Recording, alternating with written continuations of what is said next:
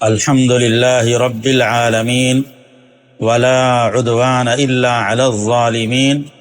والصلاة والسلام على إمام الأنبياء محمد بن عبد الله الأمين وعلى آله وأصحابه الطيبين الطاهرين وعلى من تبعهم بإحسان إلى يوم الدين.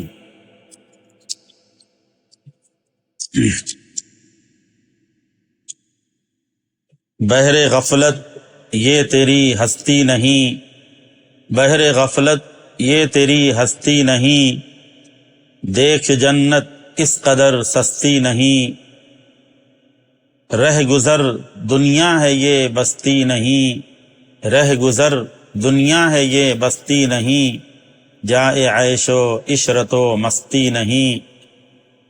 جگہ جی لگانے کی دنیا نہیں ہے، یہ عبرت کی جا ہے تماشا نہیں ہے۔ پیارے پیارے دینی ایمانی بھائیوں اور دوستوں اور احترام کے قابل اسلامی بہنوں، ہم سب اللہ کے بندے ہیں۔ اس خالق اور مالک نے اپنی عبادت اور بندگی کے لیے اور دین کی خدمت کے لیے ہم سب کو پیدا کیا ہے۔ وہ ہم سے یہ چاہتا ہے کہ اللہ نے امام الانبیاء جناب محمد الرسول اللہ صلی اللہ علیہ وسلم کے ذریعے جو شریعت اور دینی احکام ہم تک بھیجا ہے، اس پر ہم تمام کا ایمان اور دل سے یقین ہو۔ ایسا مضبوط ایمان اور یقین جو ہمیں نیک اعمال پر اور اللہ کی عبادات پر اور شریعت کے احکام پر کھڑا کر دے۔ پیارے پیارے دینی اسلامی بھائیوں، اسلام کے 3 بنیادی عقیدے ہیں جس میں کسی کا کوئی اختلاف نہیں ہے۔ نمبر 1 توحید، یعنی اللہ کو ایک ماننا، اس کی ذات اور صفات کے ساتھ۔ نمبر 2 رسالت، امام الانبیاء جناب محمد الرسول اللہ صلی اللہ علیہ وسلم کو آخری نبی ماننا، اور اس یقین کے ساتھ کہ اب قیامت تک کوئی نیا نبی نہیں آئے گا، کوئی نئی شریعت نہیں آئے گی۔ نمبر 3 آخرت، موت کے بعد جو آنے والی زندگی ہے، میدان محشر، حساب اور کتاب، جنت اور جہنم۔ آخرت کے عقیدے میں قیامت کی علامات اور نشانیاں جو قرآن مجید میں اور صحیح احادیث میں بتلائی گئی ہیں، ان پر یقین لانا بھی ایمان کا حصہ ہے۔ قیامت کی نشانیاں 3 طرح کی ہیں۔ ایک وہ نشانیاں جن کو علامات بعیدہ کہا جاتا ہے، یعنی وہ قیامت کی نشانیاں جن سے قیامت بہت دور ہے، جیسے چاند کا 2 ٹکڑے ہونا، اللہ کے نبی صلی اللہ علیہ وسلم کی وفات کا ہونا۔ اسی طریقے سے قیامت کی وہ نشانیاں جس کو علامات متوسطہ کہا جاتا ہے، یعنی درمیانی زمانے کی قیامت کی نشانیاں، وہ نشانیاں ہیں جو آج کے زمانے میں ہم اور آپ دیکھ رہے ہیں، جیسے سائنس اور ٹیکنالوجی کی ترقی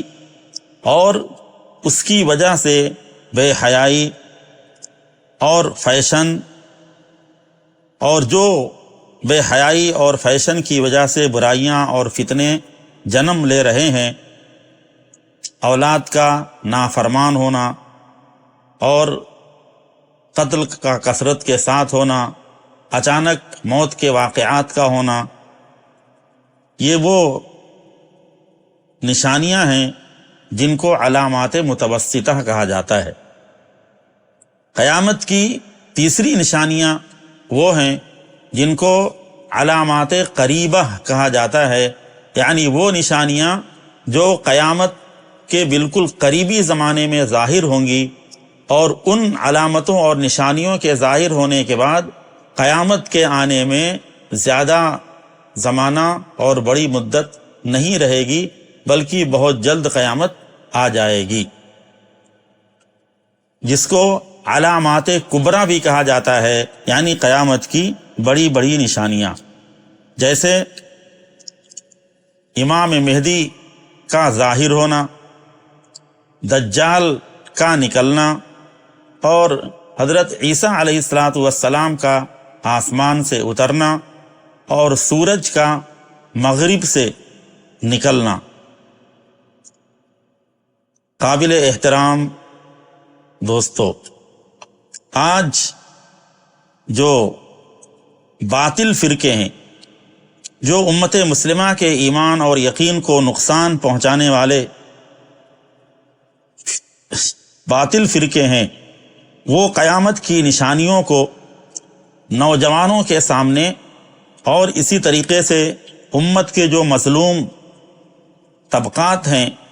اور امت کے وہ افراد جو حالات اور مشکلات اور پریشانی اور مایوسی کا شکار ہیں، ایسے لوگوں میں باطل فرقے کے افراد غلط طریقے سے قیامت کی نشانیوں کا غلط مفہوم، غلط معنی اور مطلب بیان کر کے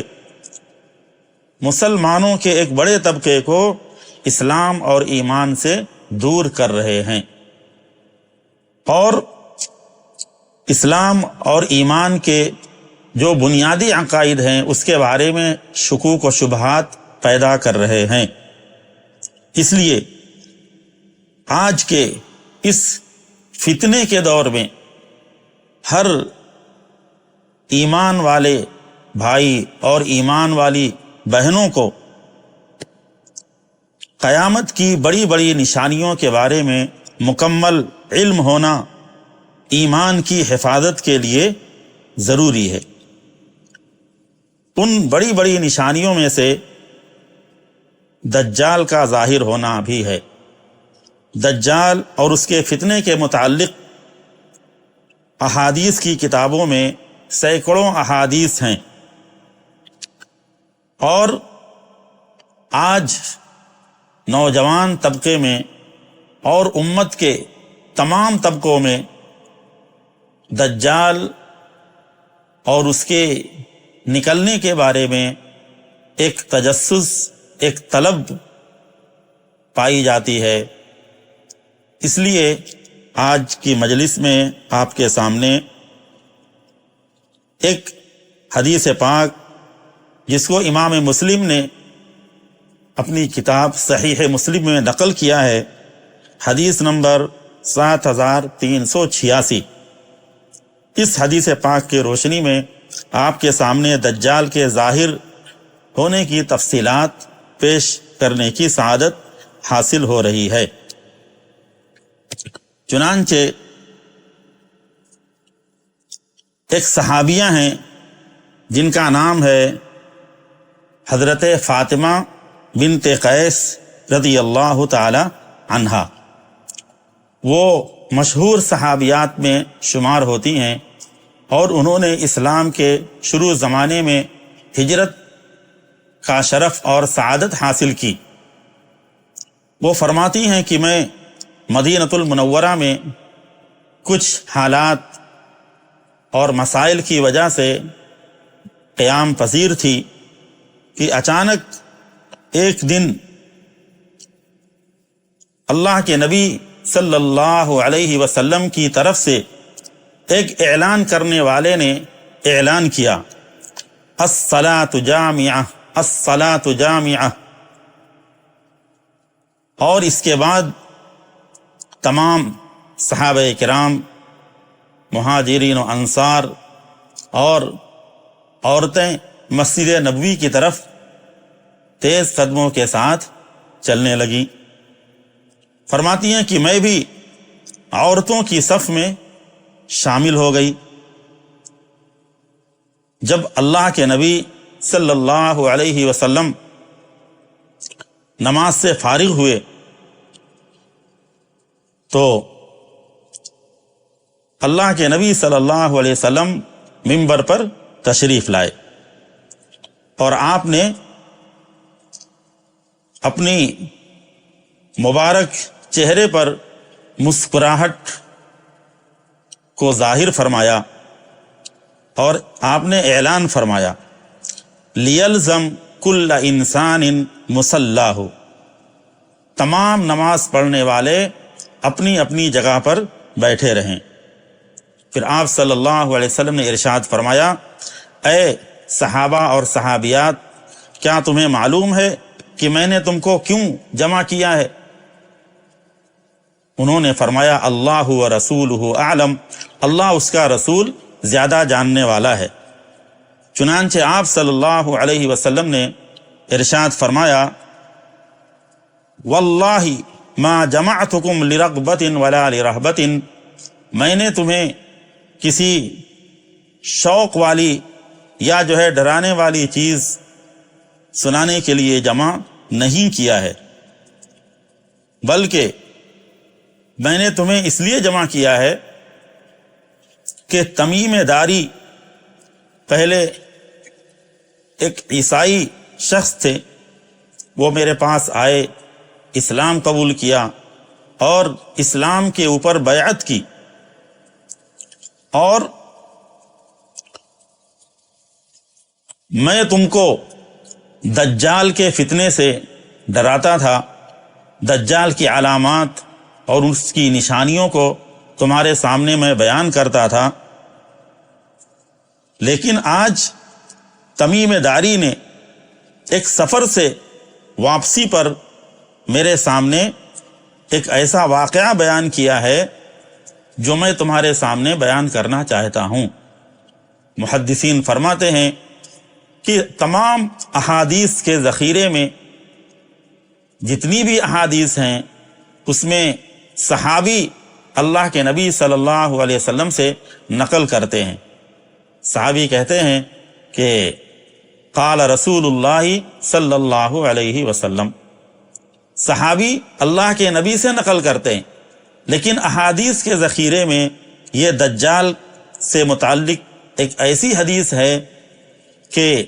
اللہ کے نبی صلی اللہ علیہ وسلم مسجد نبوی میں منبر پر بیٹھ کر یہ فرما رہے ہیں کہ مجھ سے تمیم داری نے ایک واقعہ بیان کیا ہے اور میں اس واقعے کو تمہارے سامنے بیان کر رہا ہوں، اور تاکہ تمہیں پتہ چلے کہ میں تمہیں جو مسیح الدجال کے بارے میں بتلاتا تھا وہ باتیں تمیم داری کی باتوں سے بالکل میل کھاتی ہیں۔ چنانچہ اللہ کے نبی صلی اللہ علیہ وسلم نے واقعہ کو بیان کرتے ہوئے ارشاد فرمایا کہ تمیم داری نے مجھ سے کہا کہ وہ ایک سمندری جہاز میں سوار ہوئے اور ان کے ساتھ قبیلے لخم اور جذام کے 30 آدمی تھے، اور فرماتے ہیں کہ فَلَعِبَ بِهِمُ الْمَوْجُ شَهْرًا فِي الْبَحْرِ، اچانک سمندر کے اندر تیز ہوائیں چلنے لگیں اور ہماری کشتی کو، ہمارے جہاز کو 1 مہینے تک ہوائیں ادھر سے ادھر ڈھکیلتی رہیں، یہاں تک کہ سمندری جزیرے کی طرف ہم کو ہوا نے پہنچا دیا۔ پھر ہمارے بڑے جہاز کے قریب چھوٹی چھوٹی کشتیاں لائی گئیں اور ہم ان چھوٹی چھوٹی کشتیوں میں بیٹھ کر ایک جزیرے پر پہنچے۔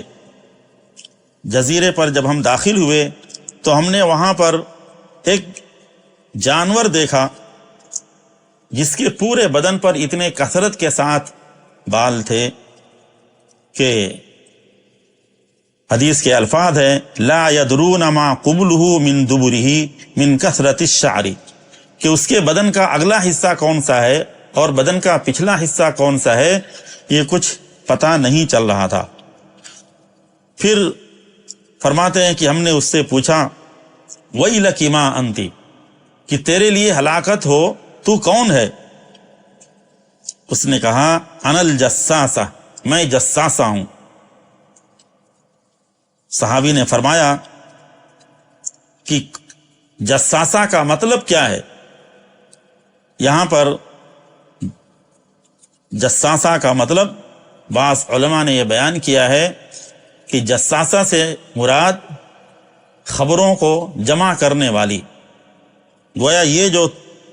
جانور تھا یا جو عورت تھی جانور کی شکل میں، یہ دجال کی پرسنل سیکریٹری تھی اور اس کی جو ہے اس کو خبریں پہنچانے والی تھی۔ چنانچہ اس جساسہ نے ان آنے والے 30 عرب کے قافلے کے لوگوں سے کہا کہ ایھا القوم انطلقوا اذا ھذا الرجل فی الدیر، اے مسافران عرب، تم اس انسان کے پاس چلو جو ایک عبادت خانے میں ہے، اس لیے کہ وہ تمہاری خبریں سننے کے بارے میں بڑا شوق رکھتا ہے۔ چنانچہ اللہ کے نبی صلی اللہ علیہ وسلم نے واقعہ بیان کرتے ہوئے فرمایا کہ ان صحابہ نے اور تمیم داری نے جب جساسہ سے اس آدمی کے بارے میں سنا تو ان کو ڈر محسوس ہوا کہ یہ خبر دینے والی جس نے اپنا نام جساسہ بتلایا ہے کہیں شیطان تو نہیں ہے۔ تو ہم تیزی سے وہاں سے نکلے، یہاں تک کہ ہم عبادت خانے میں داخل ہو گئے تو ہم نے دیکھا کہ اس عبادت خانے میں ایک ایسا عظیم انسان ہے جس کے جسم کی ہائٹ اور اس کے قد و قامت اور اس کی چوڑائی اور اس کی لمبائی اتنی عظیم ہے کہ ہم نے جو ہے اتنا ڈیل ڈول والا اور اتنی ہائٹ والا انسان کبھی دیکھا نہیں تھا۔ اور فرماتے ہیں کہ اس کے دونوں ہاتھ اس کی گردن سے بندھے ہوئے تھے زنجیروں کے اندر، اور اس کا دونوں گھٹنے جو ہے وہ زنجیروں سے ٹخنے تک بندھے ہوئے تھے۔ پھر انہوں نے پوچھا وَيْلَكَ مَا أَنْتَ، تمیم داری رضی اللہ تعالیٰ عنہ نے پوچھا وَيْلَكَ مَا أَنْتَ، تیرے لیے ہلاکت ہو، تو کون ہے؟ تو ان سے دجال نے کہا کہ قد قدرتم علی خبری فاخبرونی ما انتم، کہ جب تمہاری مجھ سے ملاقات ہی ہو گئی ہے تو تم میرے بارے میں سوال کرو اور میں جواب دوں۔ اس سے پہلے میں تم سے پوچھتا ہوں کہ ما انتم، تم کون لوگ ہو؟ تو تمیم داری نے رضی اللہ تعالی عنہ نے فرمایا کہ نحن اناس من العرب، کہ ہم عرب کے رہنے والے ہیں اور ایک سمندری جہاز میں سوار ہوئے، لیکن مخالف سمندر کے موجوں نے ہمیں یہاں تک پہنچا دیا، اور اس طریقے سے ہم اس جزیرے میں داخل ہوئے اور وہاں پر جو ہے ہماری ملاقات ہوئی جساسہ سے، اور جساسہ نے تمہارے پاس آنے کے لیے رہبری کی، اور اس طریقے سے جو ہے ہم تمہارے پاس آئے۔ تو یہ تمام باتیں سن کر دجال نے حضرت تمیم داری رضی اللہ تعالی عنہ سے پوچھا کہ اخبرونی عن نخل بیسان، کہ بیسان میں جو کھجوروں کے باغات ہیں اس کے بارے میں مجھے تم خبر دو۔ تمیم داری رضی اللہ تعالی عنہ فرماتے ہم نے اس سے پوچھا کہ بیسان کے کھجوروں کے باغ کی کون سی خبر تمہیں چاہیے؟ تو اس نے کہا کیا بیسان کے کھجوروں کے باغ میں پھل آ رہے ہیں یا نہیں؟ ہم نے کہا کہ ہاں، اس میں کثرت سے پھل آ رہے ہیں۔ چنانچہ یہ سن کر دجال نے کہا کہ انہ یوشک اللہ تثمرا، ان قریب ایک زمانہ آئے گا کہ بیسان کے کھجوروں کے باغ پھل دینا بند کر دیں گے۔ پھر دجال نے دوسرا سوال کیا، اخبرونی عن بحیرۃ الطبریہ، کہ تم مجھے طبریہ جھیل کے بارے میں خبر دو۔ فرماتے ہم نے اس سے پوچھا کہ کون سی خبر کہ تم طلبگار ہو؟ تو دجال نے کہا، حل فیہا ماء، کیا طبریہ جھیل کے اندر پانی ہے؟ تو ہم نے کہا کہ ہی کثیرۃ الماء، طبریہ جھیل کے اندر بہت کثرت کے ساتھ پانی ہے۔ اور دجال نے پوچھا کہ کیا، پھر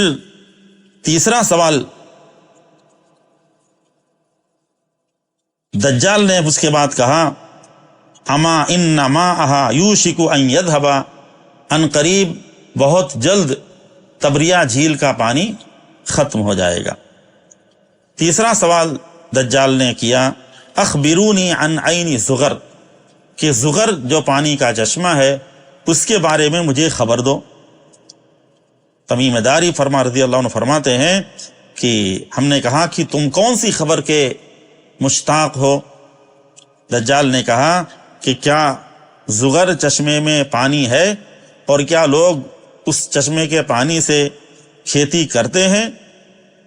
ہم نے کہا کہ نعم ہی کثیرۃ الماء واہلھا یزرعون من مائھا، کہ ہاں طبریہ جھیل کے اندر بہت زغر چشمے کے اندر بہت کثرت کے ساتھ پانی ہے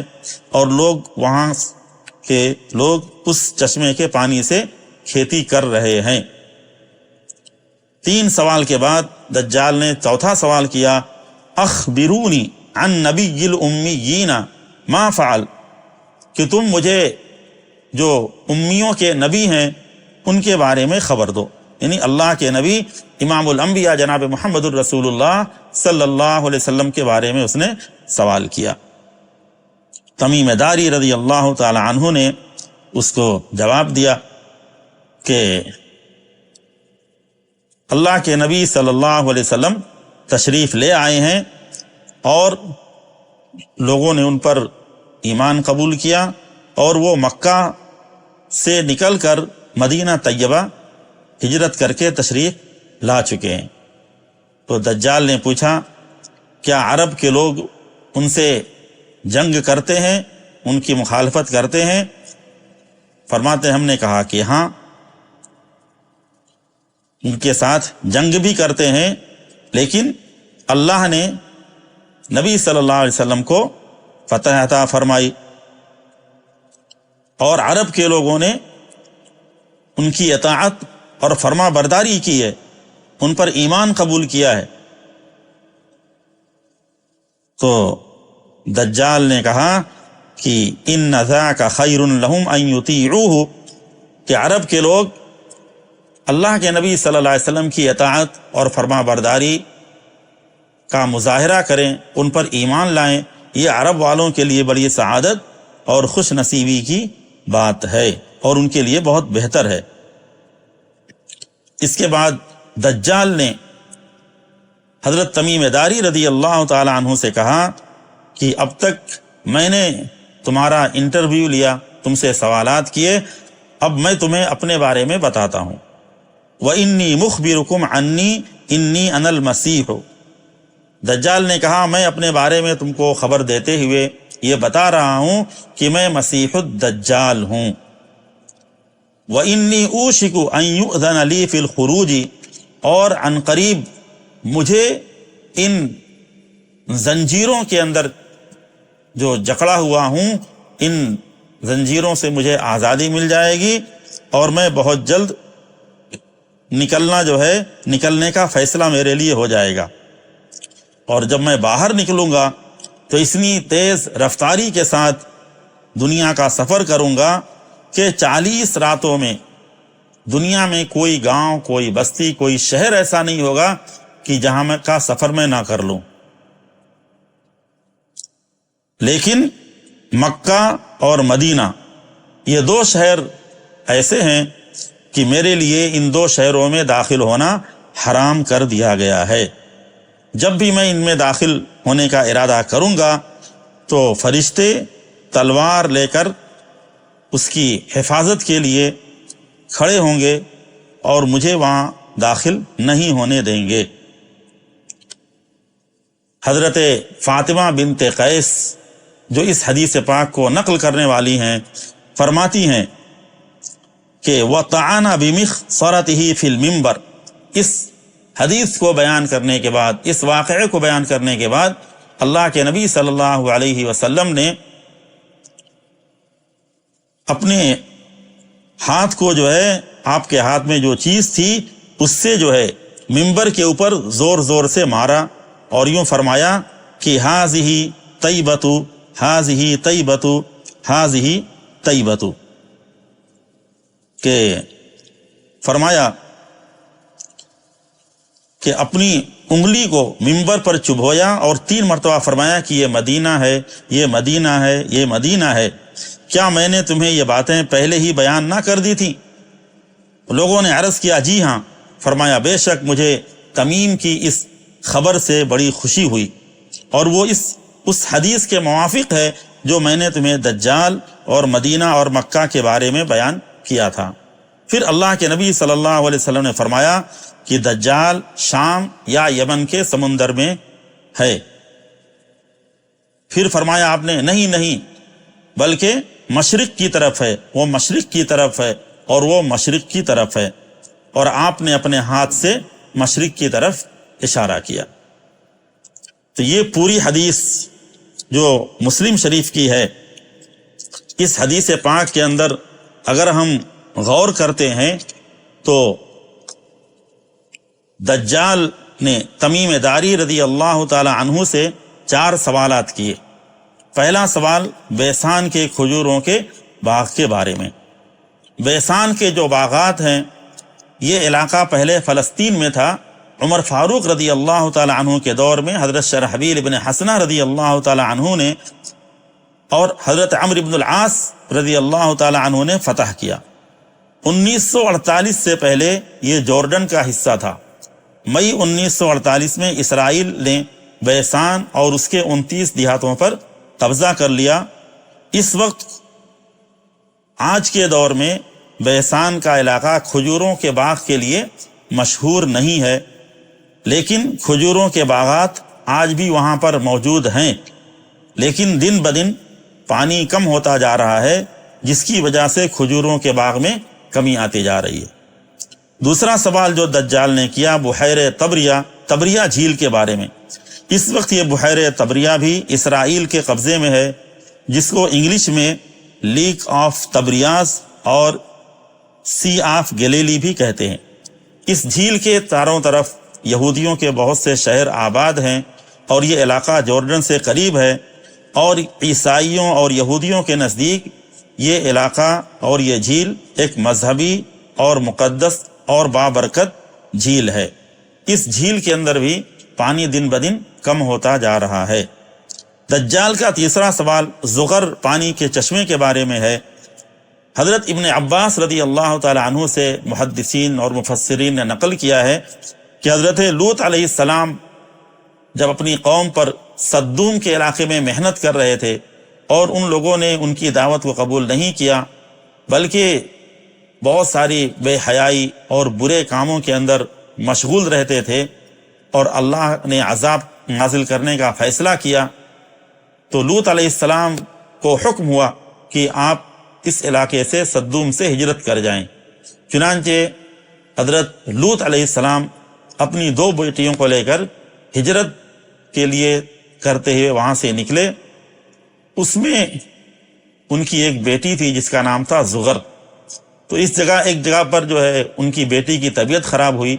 اور اس چشمے کے پاس جو ہے انہوں نے قیام کیا، اور وہیں ان کی بیٹی کا انتقال ہو گیا۔ تو اس لیے اس چشمے کا نام حضرت لوط علیہ السلام کی بیٹی کے نام پر پڑ گیا، عین زغر، یعنی زغر کا چشمہ، اور ان کو وہیں دفن کر دیا گیا۔ یہ زغر چشمہ جو ہے، جو ڈیڈ سی کے نام سے بحر میت ہے، جارڈن کے علاقے میں ہے، جو بیت المقدس سے 50 کلومیٹر دوری پر ہے۔ یہاں پر پہنچ کر ہم تھوڑا غور کریں کہ در حقیقت یہ تینوں سوال اہم مقامات جن کے بارے میں دجال نے سوالات کیا ہے، ان پر غور کریں گے تو حقیقت میں ان سوالات کا تعلق گولان کی پہاڑیوں سے ہے جو پہلے ملک شام کے قبضے میں تھیں، لیکن 1967 کی جنگ میں اسرائیل نے ملک شام سے چھین لیا، اور یہ وہ علاقہ ہے جہاں سے بیت المقدس اور دمشق اس کے نیچے ہے، اور گولان کی پہاڑیوں سے دمشق اور بیت المقدس صاف نظر آتا ہے، اور یہ علاقے وہ علاقے ہیں جہاں پر جنگ عظیم ہوگی، سب سے بڑی جنگ ہوگی جس کا تذکرہ قیامت کی نشانیوں میں ہے۔ ان احادیث سے معلوم ہوتا ہے کہ دجال اپنے وقت پر ظاہر ہوگا، اور اس کے ظہور سے پہلے پہلے اس کے فتنے